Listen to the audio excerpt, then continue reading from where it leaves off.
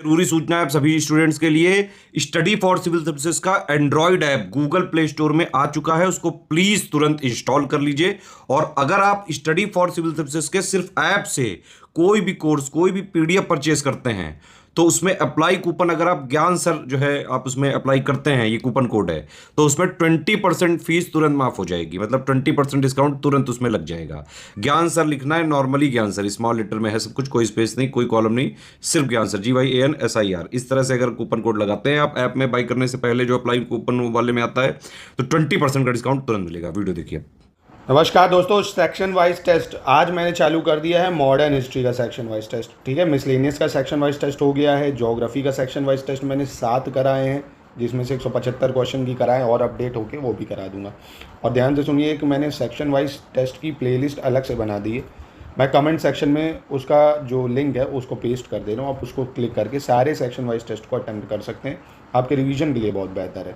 और यही ऐसे ही आपको 20 सेक्शन वाइज टेस्ट, जिसमें RO के लिए रीजनिंग के भी होंगे, plus 20 full length test GS के आप हमारे परचेज कर सके, अटेम्प्ट कर सकते हैं। बेहद शानदार, आप देख सकते हो पूरा टॉपिक आपका रिवीजन हो जाएगा। ऐसे टेस्ट देते हैं, ये नहीं एक क्वेश्चन दे दिया 1 लाइनर, टिक करो काम खत्म, जो चलता है ऐप में।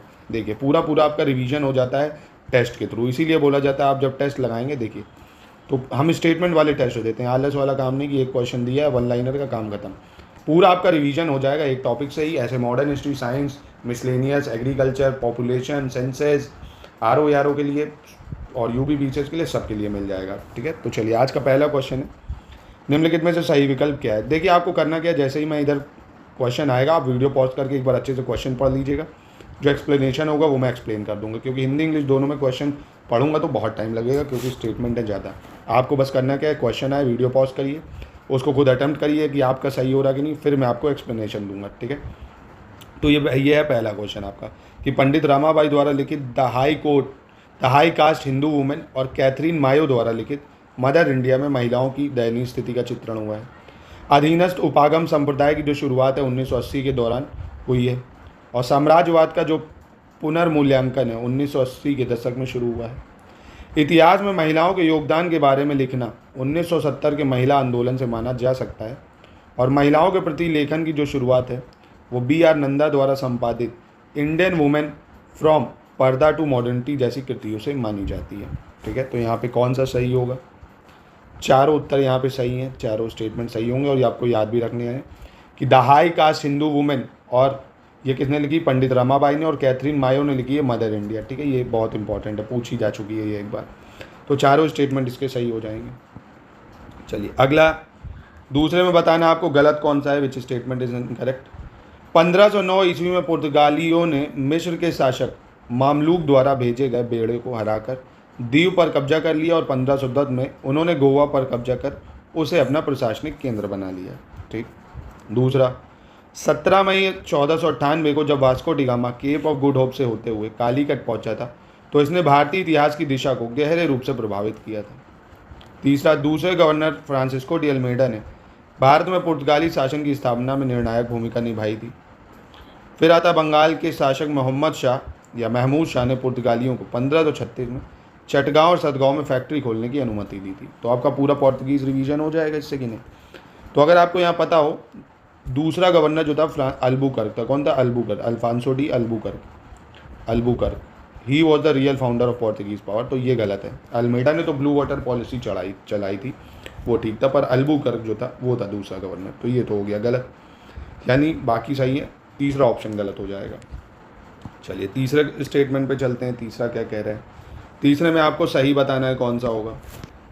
कार्टेज सिस्टम के तहत भारतीय जहाज़ों के कप्तानों को गोवा के वॉयसरॉय से लाइसेंस या पास प्राप्त करना पड़ता था।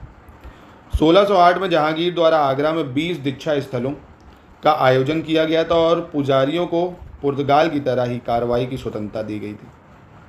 डच संयुक्त कंपनी की जो स्थापना है 1602 में डच संसद द्वारा पारित एक उद्घोषणा द्वारा हुई थी। और भारत में डचों की जो महत्वाकांक्षाएं हैं तब चकनाचूर हुई जब 25 जून 1759 को लड़े गए बेदारा के युद्ध में, बैटल ऑफ बेदारा, अंग्रेजों से हार गए डच, और डचों की शक्ति पूर्वी एशिया के द्वीपों तक ही सीमित हो गई। कौन सा सही होगा यहाँ पे, चारों स्टेटमेंट यहाँ पे बिल्कुल सही है दोस्तों, ठीक है। चारों, बैटल ऑफ बेदारा का तो टाइम पीरियड जरूर याद रखना, डच और ब्रिटिशर्स के बीच में ये होता है, ठीक है। चारों स्टेटमेंट यहाँ पे सही हो जाएंगे। चलिए अगला देख लेते हैं, अगला क्या कह रहा है। इसमें निम्नलिखित में से सही विकल्प चुनना है आपको, कौन सा विकल्प सही होगा ये बताना है आपको। लुईस XIV के शासनकाल के दौरान 1662 में उनकी एक मंत्री कॉलबर्ट द्वारा फ्रेंच ईस्ट इंडिया कंपनी की स्थापना की गई थी। नंबर 1। 1658 में बंगाल, बिहार और उड़ीसा और कोरमंडल तट सेंट जॉर्ज किले के नियंत्रण में आ गए थे। 1691 के एक फरमान द्वारा औरंगजेब ने एक निश्चित वार्षिक राशि के बदले में अंग्रेजी कंपनी को बंगाल में शुल्क मुक्त व्यापार की अनुमति दी थी। 1661 ईस्वी में ब्रिटेन के सम्राट चार्ल्स द्वितीय ने पुर्तगाल राजकुमारी से विवाह किया, जिसे दहेज के रूप में उन्हें बम्बई द्वीप मिला था। 1687 में ईस्ट इंडिया कंपनी का मुख्यालय सूरत से मुंबई लाया गया था। ध्यान से इन स्टेटमेंट को वीडियो पॉज करके पढ़िए, सोचिए कौन सा सही है कौन सा गलत। तो दोस्तों देखिए यहाँ पे अगर आप समझ गए होंगे तो पहला जो है लुईस XIV के शासनकाल के दौरान 1662 में नहीं 1664 में बनी थी आपकी फ्रेंच ईस्ट इंडिया कंपनी। कब बनी थी फ्रेंच ईस्ट इंडिया कंपनी? 1664 में। तो ये स्टेटमेंट तो गलत है, ठीक। अगर पहला गलत है और यहाँ देखो पहला पहला पहला तीनों ही में दिया हुआ है ना, तो यानी ये तीनों ही स्टेटमेंट नहीं हो सकते हैं और आंसर तो डी हो गया, ठीक है। पर क्या इनमें से कोई नहीं सही? नहीं। दूसरा बिल्कुल सही है कि बंगाल, बिहार, उड़ीसा और कोरमंडल तट सेंट जॉर्ज किले के नियंत्रण में आ गए थे 1658 में, ये सही है।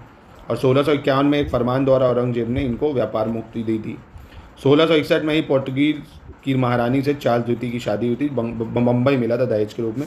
बाद में 10 पाउंड में दे दिया था ब्रिटिशर्स को उन्होंने, ब्रिटिश ईस्ट इंडिया कंपनी, ये भी सही है। और 1687 में ही ईस्ट इंडिया कंपनी का मुख्यालय सूरत से बम्बई आया था, ये भी सही है, ठीक है। तो यानी सिर्फ पहला गलत है, स्टेटमेंट्स नहीं है ऐसी, इसलिए ऑप्शन आंसर डी होगा। पर 2, 3, 4, 5 स्टेटमेंट सही हैं और रिवीजन के लिए बहुत बेहतर हैं। चलिए क्वेश्चन नंबर 5 देखते हैं। 5 में बताना है कौन सा विकल्प सही होगा। जवाहरलाल नेहरू ने कहा था कि भारत और इंग्लैंड के आर्थिक हित प्रत्येक क्षेत्र में टकराते हैं। The economic interest of India and England collide in every field. Lord Cornwallis ने भारी करों के दुष्परिणामों के संबंध में कहा था कि सारा बंगाल एक जंगल में बदल गया है जिसमें केवल वंचर ही रहते हैं। विलियम बोल्ट्स ने कहा था कि कंपनी के जो पदाधिकारी हैं भारतीय बुनकरों से जो धूर्तता बरतते हैं वे सोच से भी परे हैं। वीडियो पॉज करके आई होप आपने पढ़ी होगी इंग्लिश में भी स्टेटमेंट। जवाहरलाल नेहरू ने बोला था इकोनॉमिक इंटरेस्ट इंडिया और जो इंग्लैंड है उनके कोलाइड कर रहे हैं, ठीक है, क्योंकि ये चाहते थे रॉ मटेरियल वहाँ जाना, ये चाहते थे यहीं पे सब चीज़ बनना। Regarding adverse effect heavy taxes, Lord Cornwallis ने बोला था whole of Bengal has turn into a jungle in which only animal lives. William Bolt ने बोला था the treachery with which the company official treat the Indian viewers is beyond imagination। तीनों statement सही हैं यहाँ पे, ठीक है, याद रखिएगा, तीनों बिल्कुल सही हो जाएंगे। और ये स्टेटमेंट्स काफ़ी एग्जाम्स में इस बार पूछने लगा, आपने अगर पिछले पेपर देखोगे स्टेटमेंट चाहे पॉलिटिकल हो चाहे हिस्टोरिकल काफ़ी आने लगी हैं। चलिए अगला, असहयोग आंदोलन के संदर्भ में बताना है, नॉन कोऑपरेशन मूवमेंट के संदर्भ में गलत कौन सा होगा, ठीक है। फरवरी 1922 में उत्तर प्रदेश के गोरखपुर जिले में चौरा चौरी नामक स्थल पर हुई हिंसा घटनाओं को देखते हुए गांधी जी ने अपना आंदोलन वापस ले लिया था। नंबर 1। दूसरा कह रहा है स्वामी गोविंदानंद को मई 1921 में राजद्रोह के आरोप में 2 वर्ष कारावास की सजा सुनाई गई थी। कोंडा वेंकट पाई, अकलेश्वर राव, टी प्रकाशम और पट्टाभी सित्तारमैया सभी ने आंध्र डेल्टा क्षेत्र में असहयोग आंदोलन के नेतृत्व किया था। साउथ की बात कर रहे हैं। पुरुषोत्तम दास, ठाकुर दास, जमुना दास, द्वारका दास, कापसजी, जहांगीर, फ्रेज सेठना और सीतलवाड़, इन सभी ने मिलकर 1920 में असहयोग विरोधी संघ की स्थापना करी थी, ठीक है। तीनों स्टेटमेंट इंपॉर्टेंट हैं चारों, पर यहाँ पे गलत जो है वो दूसरी हो जाएगी, क्योंकि स्वामी गोविंदानंद को जो है 5 वर्ष की कारावास की सजा सुनाई गई थी, 2 वर्ष की नहीं, तो ये स्टेटमेंट गलत है। बाकी ये तीनों असहयोग आंदोलन के चरण में सही हो जाएंगी, ठीक है। चलो अगला क्वेश्चन देखते हैं 7। रेगुलेटिंग एक्ट 1773 के संदर्भ में सही बताना। तो पूरा रेगुलेटिंग एक्ट आपका रिवीजन यहाँ से हो जाएगा। आइए देखते हैं इसको। तो सबसे पहले कह रहा है ईस्ट इंडिया कंपनी पर संसदीय नियंत्रण लागू हो गया था, पार्लियामेंट्री कंट्रोल आ गया था ईस्ट इंडिया कंपनी। कुछ विशेष मामलों में बॉम्बे और मद्रास की प्रेसिडेंसी को बंगाल की प्रेसिडेंसी के अधीन कर दिया गया था। बंगाल के गवर्नर को गवर्नर जनरल बनाया गया था। गवर्नर जनरल की परिषद की स्थापना की गई थी। ब्रिटिश भारत में एकात्मक प्रकार की सरकार की स्थापना की नींव रखी गई थी, ठीक है। तो कौन सा यहाँ पे सही होगा? देखिए यहाँ पे सारी स्टेटमेंट बिल्कुल सही हो जाएंगी। एक और है, सुप्रीम कोर्ट की भी स्थापना ही रेगुलेटिंग एक्ट 1773 के थ्रू होती है। और पहला गवर्नर जनरल बनता कौन है? वॉरेन हेस्टिंग बनता है ना। तो ये आपका पूरा 1773 का एक्ट रिवाइज हो गया यहाँ से, यानी आंसर बी सही है इसका। और आपका रिवीजन भी हो गया, देखिए शानदार, ठीक है।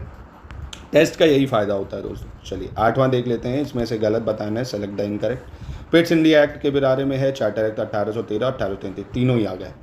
पिट्स इंडिया एक्ट 1784 के अंतर्गत भारत में कंपनी के कब्जे वाले क्षेत्रों को पहली बार ब्रिटिश अधिकृत भारतीय क्षेत्र का नाम दिया गया था, है ना। जो 1784 के अंतर्गत जो कंपनी ऑक्यूपाइड टेरिटरी थी, ब्रिटिश इंडियन टेरिटरी बन गई थी।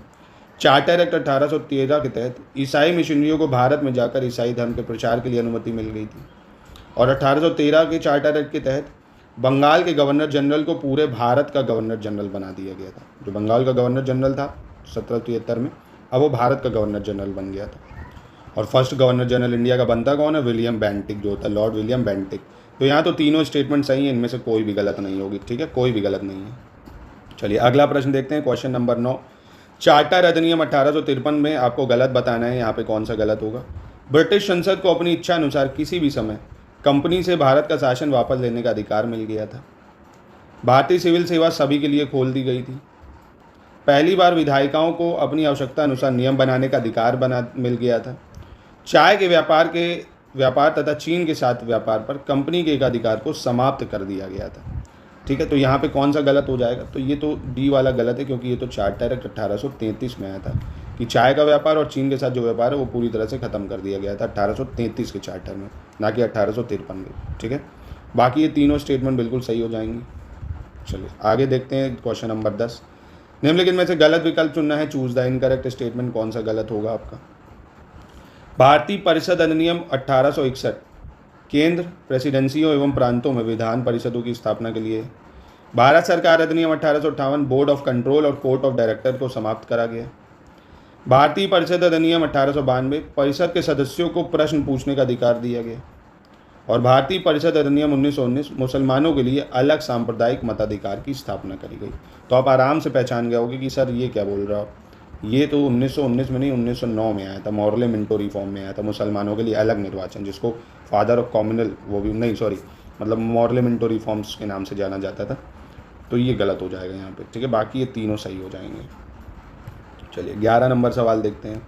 निम्नलिखित में से गलत विकल्प का चयन करना है, चूज द इनकरेक्ट स्टेटमेंट। कौन सा गलत होगा? लॉर्ड वेल्जली ने नागरिक सेवा के प्रशिक्षण के लिए 1800 ईस्वी में कलकत्ता में फोर्ट विलियम कॉलेज की स्थापना की थी। किसने? लॉर्ड वेल्जली ने, बिल्कुल। 1902 में गठित रैले आयोग की अनुशंसा पर लॉर्ड कर्जन द्वारा 1904 में भारतीय विश्वविद्यालय अधिनियम पारित हुआ था। भारत शासन अधिनियम 1935 के द्वारा प्रांतों में द्वैध शासन को समाप्त करके केंद्र में द्वैध शासन लागू करा गया था। ये पॉइंट भी याद रखना है, ये तो मैं अभी बता दे रहा हूँ आपको। भारत सरकार ने 1935 में प्रांतों में द्वैध शासन को हटाया गया और केंद्र में लाया गया। नहीं तो 1919 का जो एक्ट था, गवर्नमेंट ऑफ इंडिया, उसमें क्या था? प्रांतों में द्वैध शासन को लाया गया था, केंद्र में नहीं। और फिर 1935 में प्रांतों से हटा के केंद्र में लाया गया। इसकी ट्रिक ये है कि कोई भी चीज़ छोटे स्तर से एज अ शुरू करी जाती है। तो पहले प्रोविंसेस में ड्यूअल गवर्नमेंट 1919 में लगाई, बाद में यहाँ से हटा के केंद्र में लगा दी। लॉर्ड कर्जन को भारत में नागरिक सेवा या नौकरशाही सेवा का जन्मदाता कहा जाता है। तो ये गलत हो जाता है, क्योंकि लॉर्ड कॉर्नवालिस को कहा जाता है। किसको कहा जाता है? कॉर्नवालिस को, ठीक है। Lord Cornwallis is considered father of civil services और ब्यूरोक्रेटिक सर्विस इन इंडिया, ठीक है। तो यहाँ सिर्फ ऑप्शन जो है आपका डी वाला गलत था, बाकी तीनों बिल्कुल सही हो जाएंगे। ये चौथी स्टेटमेंट जरूर याद रखना, लॉर्ड कॉर्नवालिस को नागरिक सेवा नौकरशाही सेवा का जन्मदाता कहते हैं।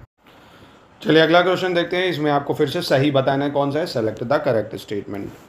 मीर कासिम ने अपनी राजधानी को 1762 में मुर्शिदाबाद से मुंगेर स्थानांतरित किया था। हैदराबाद की स्थापना 1724 में तत्कालीन दक्कन के सूबेदार चिनकिलिच खान ने की थी।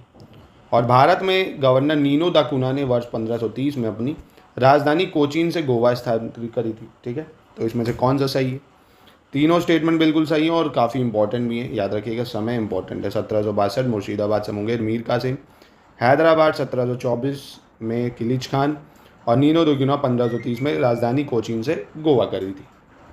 चलिए आगे बढ़ते हैं, क्वेश्चन नंबर 13 पे आ जाते हैं। मिलान करना होगा आपको यहाँ पे।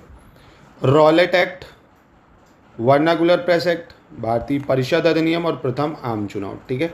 कौन किसके लिए जिम्मेदार है, मतलब कौन कब लाया था, ये बताना है आपको, ठीक है।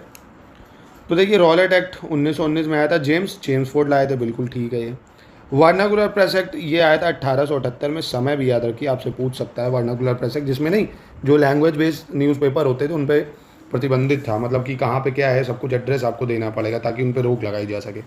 लॉर्ड लिटन लाए थे, ये भी बिल्कुल ठीक हो जाएगा। भारतीय परिषद अधिनियम तो काफ़ी आए हैं, पर सॉरी, लॉर्ड जो मिंटो है, मॉर्ले मिंटो रिफॉर्म नहीं 1909 में आया था, जिसमें मुस्लिमों के लिए अलग चुनाव की बात थी, ठीक है। और फर्स्ट आम चुनाव जो होते हैं वो काफ़ी आसान है। पहले आम चुनाव किसके उसमें होंगे, 1936 से 1937 के बीच में होते हैं, लॉर्ड लिन लिथिगो के टेन्योर में, ठीक है। तो ये हो जाएगा इसका, यानी इसका सही उत्तर जो है ऑप्शन बी हो जाना चाहिए, ठीक है, याद रखिएगा, महत्वपूर्ण था ये भी। चलिए 14 में आपको बताना है कौन सा सही होगा यहाँ पे, विच स्टेटमेंट इज करेक्ट।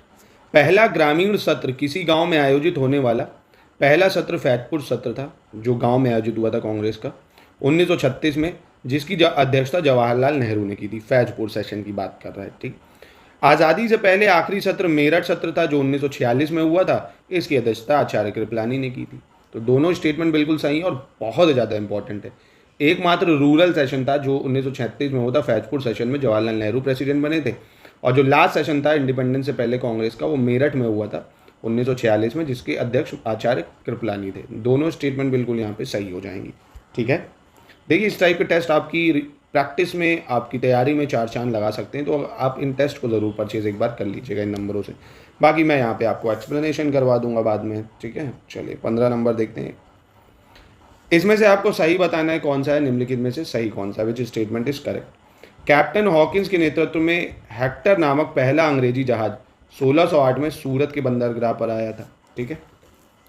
1912 ईस्वी में कोलकाता शहर ब्रिटिश भारत की राजधानी रही है 1912 तक, ठीक। दूसरा, बेंगलोर की जो संधि है टीपू सुल्तान तथा मद्रास के गवर्नर लॉर्ड मर्कैटनी के मध्य 1784 में हुई थी। वायसरॉय लॉर्ड लिटन ने भारतीयों को राय बहादुर की उपाधियों से सम्मानित करने की शुरुआत की थी, लॉर्ड वायसरॉय लॉर्ड लिटन ने। और भारत आने वाला पहला अंग्रेजी जहाज जो था वो रेड ड्रैगन था, रेड ड्रैगन।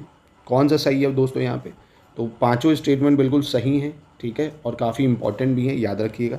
चलिए आगे बढ़ते हैं। आई होप आप चेक कर रहे हो कि आपके कितने सही हो रहे हैं, कितने गलत हो रहे हैं। लॉर्ड डलहौजी के व्यपगत का जो सिद्धांत था, यानी डॉक्ट्राइन ऑफ लैप्स था, उसकी क्रोनोलॉजिकल ऑर्डर, ये सवाल 5 स्टार रेटिंग भी बना लो, ये अक्सर घुमा फिरा के आता जरूर है ना, कि सतारा, संभलपुर, बैगौट, अवध, ऐसे ही जातिपुर, झांसी, इन सबको कब कब करा गया है वो एग्ज़ाम में आता है। सतारा को 1848 में करा गया था, संभलपुर 1849 में करा गया था, फिर बैगौट की बात करें और उदयपुर ये एक साथ ही आए थे 1850 में। अवध जो था ये काफ़ी बाद में आएगा, एंड में 1856 में। झांसी भी काफ़ी इंपॉर्टेंट है, कई बार झांसी भी पूछ लेता है, तो झांसी का टाइम पीरियड क्या था, 1855 था, ठीक है। तो सतारा, संबलपुर, बैकवर्ड, अवध, झांसी, ये आपको टाइम पीरियड जरूर याद रखना, डॉक्ट्राइन ऑफ लैप्स का एग्जाम में पूछता जरूर है एक बार। तो यानी यहाँ पे सही क्रोनोलॉजी हो गई आपकी ऑप्शन सी, ठीक है। चलिए 17 नंबर पे आ जाते हैं। निम्नलिखित में से गलत बताना है कौन सा है, सेलेक्ट द इनकरेक्ट ऑप्शन। 1900 में मैकडोनाल्ड आयोग की सिफारिश के आधार पर सरकार ने भविष्य की अकाल सहायता नीति निर्धारित की थी। बसीन की संधि के परिणाम स्वरूप शुरू हुआ द्वितीय आंग्ल मराठा युद्ध वर्ष 1802 में लड़ा गया था, और निष्काम कर्म मठ की स्थापना 1910 में ढोंडो केशव कारवे द्वारा पुणे में की गई थी, ठीक है। तो कौन सा यहाँ पे गलत है, कोई भी गलत नहीं है, काफ़ी अच्छा सवाल, स्टेटमेंट तीनों सही है।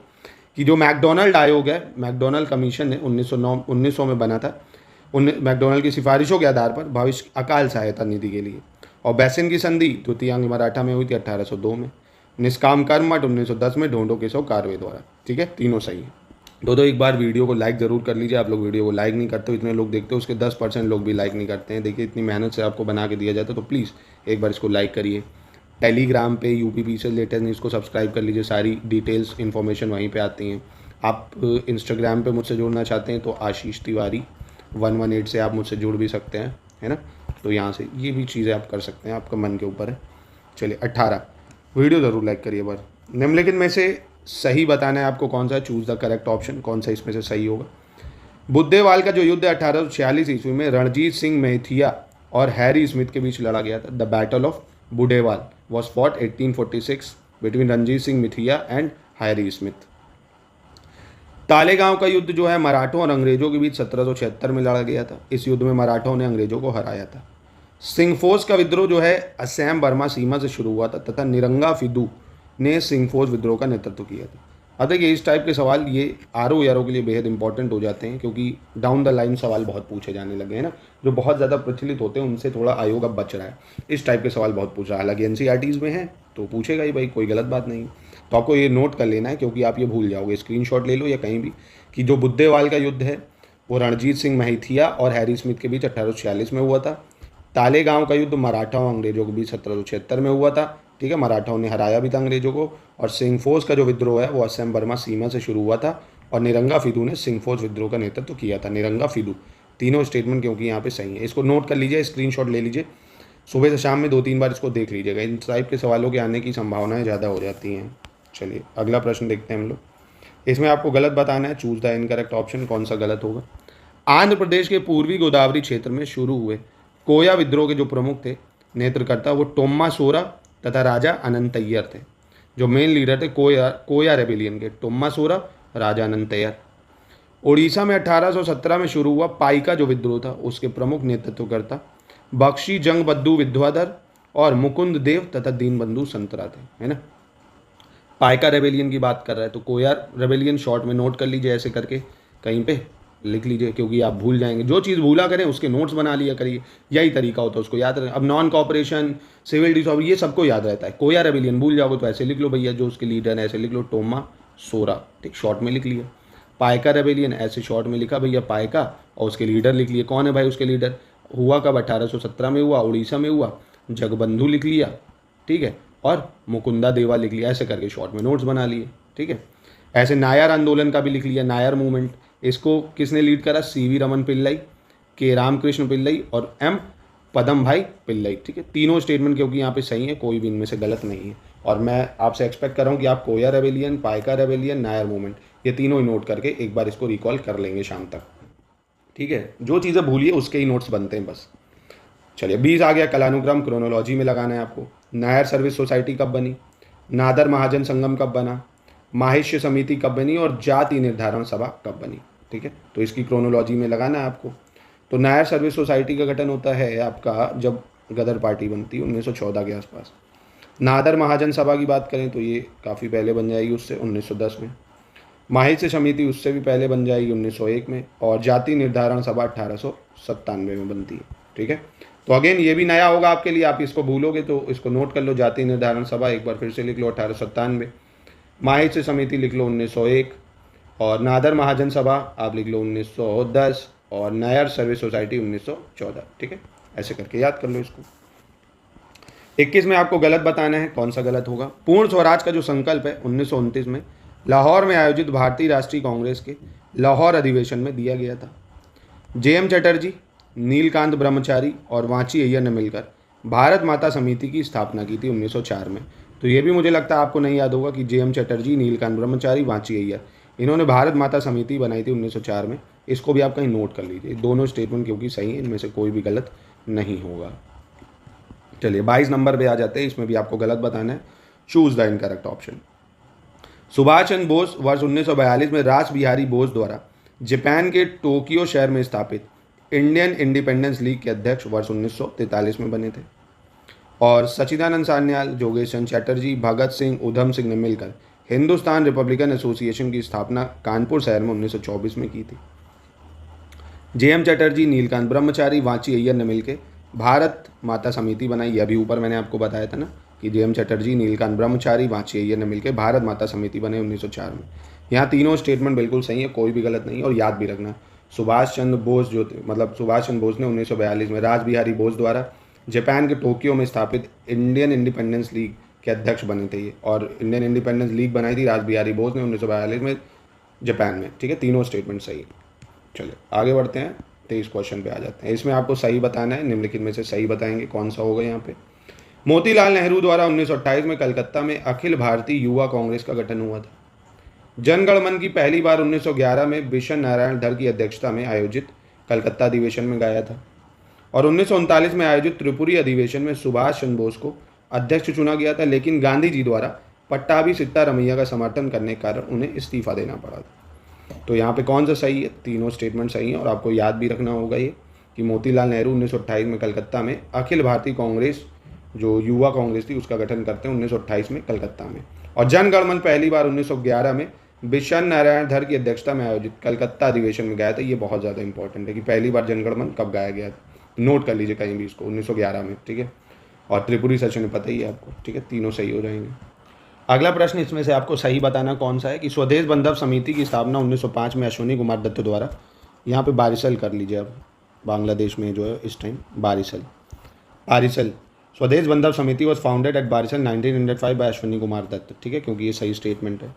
दूसरा कह रहा है कि महान क्रांतिकारी अरविंदो घोष और 37 अन्य को अलीपुर मुंबई अभियोजन मामले में, या अलीपुर जो मुंबई प्रोसिक्यूशन केस था उसके अंतर्गत मुजफ्फरनगर कलेक्टर की हत्या के प्रयास के लिए विचाराधीन कैदियों के रूप में 1 साल की कैद और सजा सुनाई गई थी इनको। दूसरा, अनुशीलन समिति की स्थापना 1904 में ज्ञानेंद्र नाथ बोस द्वारा मिदनापुर में की गई थी, ठीक है। तो यहाँ पे कौन सा सही है, पहला और दूसरा सही है, तीसरा स्टेटमेंट गलत हो जाएगा क्योंकि अनुशीलन समिति की स्थापना जो है 1902 में हुई थी, 1904 में नहीं, ज्ञानेंद्र नाथ बोस द्वारा मिदनापुर में 1902 में, ना कि 4 में। तो ये स्टेटमेंट गलत है, पहला दूसरा सही हो जाएगा। चलिए अपने आज का अंतिम प्रश्न देखते हैं, क्योंकि हम लोग 25 क्वेश्चन का ही रिवीजन करेंगे, क्योंकि काफ़ी अच्छे क्वेश्चन और स्टेटमेंट में है, लंबा है, इसलिए आप 25 करिए, डेली पर करिए। निम्नलिखित में से कौन सा विकल्प सही है, विच स्टेटमेंट इज करेक्ट, इसमें आपको ये बताना होगा। मानवेंद्र नाथ राय को वर्ष 1931-32 के दौरान षड्यंत्र एवं राजद्रोह के आरोप में 12 वर्ष के कारावास की सजा हुई थी। किसको, मानवेंद्र नाथ रॉय को। दूसरी स्टेटमेंट, केशव बलिराम हेडगेवार को सरकार के विरुद्ध आक्रामक एवं उत्तेजनात्मक भाषण देने तथा हथियार एकत्रित करने एवं उन्हें विद्रोह के बीच वितरित करने के आरोप में उन्हें 2 बार आजीवन कारावास की सजा सुनाई गई थी, ठीक। दूसरा, सुरेंद्र नाथ बनर्जी को न्यायालय की अवमानना के आरोप में कलकत्ता उच्च न्यायालय ने वर्ष 1833 में 2 वर्ष की कारागार सुनाई थी। बाल गंगाधर तिलक को उनके समाचार पत्र केसरी में उत्तेजनात्मक लेख लिखने के लिए 3 बार सजा सुनाई गई है। तो इस टाइप के सवाल भी आते हैं कि इसको कितनी सज़ा हुई है, ये भी याद करना पड़ेगा आपको। यहाँ पे देखिए जो केशव बलिराम हेडगेवार है, ये वाला गलत हो जाएगा क्योंकि वीडी सावरकर को ये सजा हुई थी 2 बार। जो विनायक दामोदर सावरकर हैं उनको 10 साल के लिए अंडमान जेल भी भेजा गया था काला पानी के तौर पे, उनको 2 बार आजीवन कारावास हुआ था, ठीक है, क्योंकि उन्होंने भैया बहुत ही ज़्यादा आक्रामक रवैया लिया।